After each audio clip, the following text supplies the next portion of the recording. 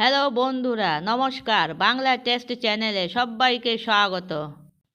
এই যা ঠান্ডা পড়েছে, আর তার উপরে পৌষ মাস। তো পৌষ মাস মানে পিঠেপুলির মাস। পিঠেপুলি না খেলে কি চলে? প্রায় সবাই পারে বাড়িতে পিঠেপুলি তৈরি করতে। আমিও একটা ট্রাই করেছি দুধ পুলি বানাবার, আপনাদের সাথে যেটা শেয়ার করব। শীতকালে পিঠে খেতে খুবই ভালো লাগে। তাহলে আপনারা আমার সঙ্গে থাকুন। আমি কিভাবে পিঠে তৈরি করে আপনাদেরকে খাওয়াচ্ছি আপনারা দেখুন একটু। আসুন আমার সাথে আমার রান্নাঘরে রেসিপিটা দেখতে। বন্ধুরা, এখানে আমি হাফ কাপ ময়দা নিয়েছি আর 1 কাপের মতো সুজি নিয়েছি। এই যে, আর 2 কাপ চালের গুঁড়ি। এই যে 1 কাপ দিলাম, এই যে 2 কাপ চালের গুঁড়ি দিয়েছি। এখন সবগুলি উপকরণকে একসাথে মিশিয়ে নেব ভালো করে। এই যে খুব ভালো করে আমি মিশিয়ে নিয়েছি। এখন এদিকে 1 গ্লাস জল কড়াতে গরম হতে বসিয়ে দিয়েছি। এই জলে মেরে এখন একটু লবণ দিয়ে দেব, অল্প লবণ দিয়েছি। জল যখন ভালো করে বয়েল হয়ে যাবে তখন ওর মধ্যে এই চালের গুঁড়ো যে সব মিশিয়ে রেখেছিলাম ওই গুঁড়োগুলি আমি দিয়ে দিচ্ছি। এই দেখুন, একদম আন্দাজ মতন জল দিয়েছি। এখন এটাকে 10 মিনিটের জন্য ঢেকে দেব। 10 মিনিট পরে থালে ঢেলে নিচ্ছি। হাতে ধরার মতন যখন গরম থাকবে, তখন উষ্ণ উষ্ণ গরম থাকবে আর কি, তখন এটাকে হাত দিয়ে ভালো করে ডলে ডলে মেখে নেব। এই দেখুন কি সুন্দর মাখা হচ্ছে, যেরকম আটা মাখি সেরকমভাবে খুব ডলে ডলে মাখতে হবে। দেখুন কি সুন্দর হয়ে গেছে, ডো তৈরি হয়ে গেছে একদম। এই যে এখন এর মধ্যে একটু হাতে সাদা তেল লাগিয়ে ওর উপরে লাগিয়ে দেব। এই যে তেলটা লাগিয়ে দিলে কি হবে, শক্ত হবে না, উপর থেকে বেশ নরম থাকবে। এখন এটাকে একটা বাটি দিয়ে ঢেকে রেখে দেব। এই যে মাখা হয়ে গেছে আমার, এই যে বাটি দিয়ে ঢেকে রেখে দিয়েছি। এখন এদিকে কড়াতে দুধ চাপিয়ে দেব। এই যে আধা লিটার একটা প্যাকেট, এই যে আরেকটা আধা লিটারের প্যাকেট, 1 লিটার দুধ আমি নিয়েছি। বন্ধুরা, এদিকে দুধটা গরম হতে থাকবে আর আমি আরেক সাইডে পুলি তৈরি করতে থাকব। বেশিরভাগ মাখাটা আমি ঢেকে রেখে দিচ্ছি আলাদা করে, আর একটু অল্প করে নিয়েছি এখন থালে। আর এটাকে ডলে ডলে মেখে আর পুলি তৈরি করব এটা দিয়ে। তারপরে এটা শেষ হয়ে গেলে পরে আবার ওখান থেকে নেব। এই দেখুন হাতে আমি কিভাবে 2 হাতের মাঝখানে ওই মাখাটা ডোটা নিয়ে গোল গোল ঘুরিয়ে চেপে চেপে করেছি। এখন এটা বাটি তৈরি করে এর মধ্যে পুরটা ভরে দিচ্ছি।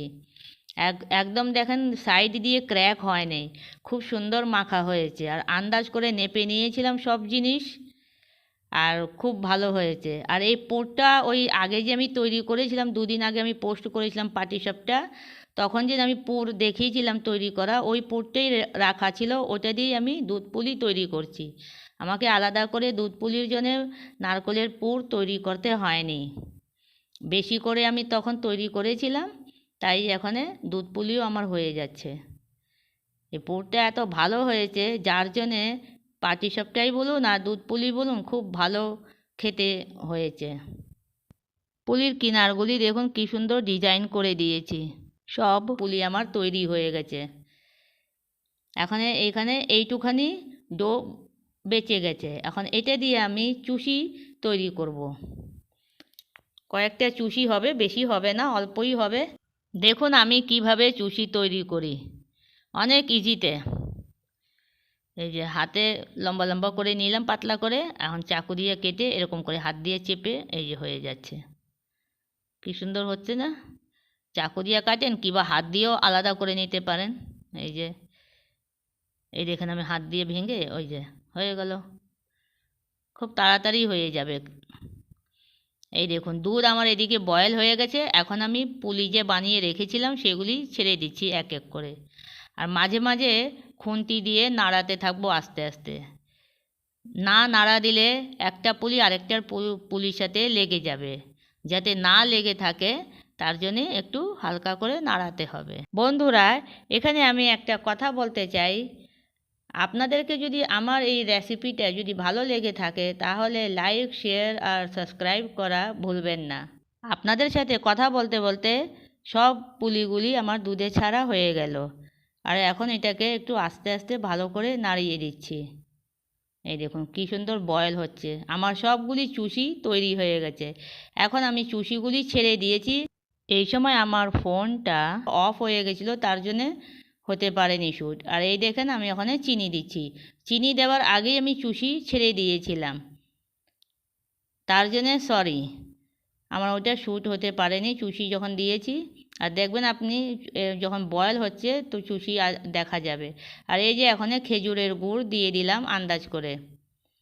খেজুরের গুড় দেওয়ার আগে একটু চিনি দিতে হয় দুধে, না হলে খেজুরের গুড় দেওয়ার পরে দুধটা ফেটে যাওয়ার চান্স থাকে। এই দেখুন চুষি দেখা যাচ্ছে, হয়তো আপনারা বুঝতে পারছেন কি ভালো দেখা যাচ্ছে। এই যে আমার হয়ে গেছে দুধ পুলি তৈরি, আমি সার্ভ করে নিয়েছি। এই দেখুন কালারটা কি সুন্দর ফুটে উঠেছে, বেশি ডার্ক কালার হয়নি, আমি কেন কি আন্দাজ করে গুড় দিয়েছিলাম। কত লোভনীয় দেখা যাচ্ছে দুধ পুলিটা, আমার তো দেখলেই খেতে ইচ্ছা হচ্ছে। আমার এই দুধ পুলিটা দেখে কার কার খেতে ইচ্ছা হচ্ছে কমেন্ট করে জানাবেন। আমার এই রেসিপিটা যদি আপনাদেরকে ভালো লেগে থাকে তাহলে একটা লাইক, শেয়ার আর সাবস্ক্রাইব করার অনুরোধ রইল। আমি আবার একটা নতুন রান্না, নতুন খাবার নিয়ে চলে আসব। Bye bye.